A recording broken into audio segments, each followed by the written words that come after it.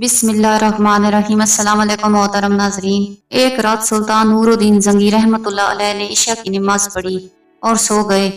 अचानक उठ बैठे और नम आंखों से फरमाने लगे, मेरे होते हुए मेरे आका दो आलम सल्लल्लाहु अलैहि वसल्लम को कौन सता रहा है।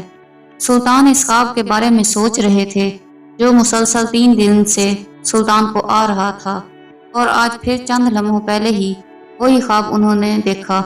इसमें सरकारे दो आलम हजरत मोहम्मद मुस्तफ़ा सल्लल्लाहु अलैहि वसल्लम ने 2 अफराद की तरफ इशारा करके फरमाया, ये मुझे सता रहे हैं। अब सुल्तान को करार कहाँ था। चंद साथियों और सिपाही लेकर दमिश्क से मदीने जाने का इरादा फरमाया।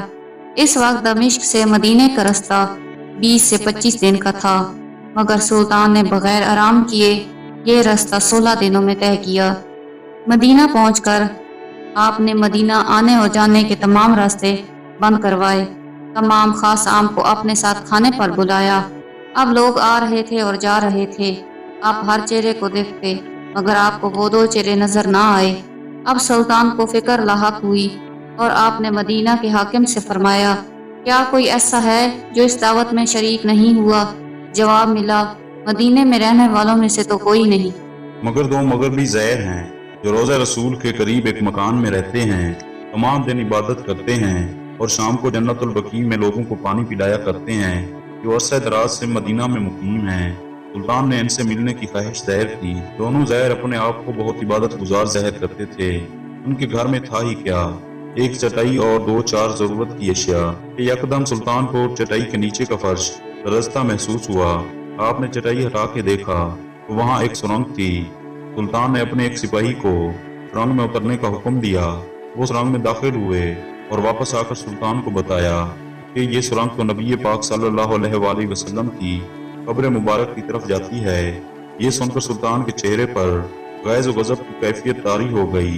सुल्तान ने दोनों ज़ैरीन से पूछा कि सच बताओ कि तुम कौन हो। हील हुज्जत के बाद उन्होंने बताया कि वो यहूदी हैं और अपनी कौम की तरफ से हमारे पैगंबर यानी सरदार दो जहान हजरत मोहम्मद मुस्तफ़ा सल्लल्लाहु अलैहि वसल्लम के जिस्म अक़दस को चोरी करने पर मामूर किए गए हैं। सुल्तान ये सुनकर रोने लगे। इसी वक्त इन दोनों की गर्दनें उड़ा दी गईं। सुल्तान रोते जाते और फरमाते जाते कि मेरा नसीब के पूरी दुनिया में से इस खिदमत के लिए इस गुलाम को चुना गया। इस नापाक साजिश के बाद ज़रूरी था कि ऐसी तमाम साजिशों का हमेशा के लिए खात्मा किया जाए। सुल्तान ने मेमार बुलाए और कब्र अक़दस के चारों तरफ खंदक खोदने का हुक्म दिया, यहाँ तक कि पानी निकल आए। सुल्तान के हुक्म से इस खंदक में पिघला हुआ सीसा भर दिया गया। बाज के नज़दीक सुल्तान को सुरंग में दाखिल होकर कब्र अनवर पर हाजिर होकर कदमैन शरीफैन को चूमने की सादत भी नसीब हुई।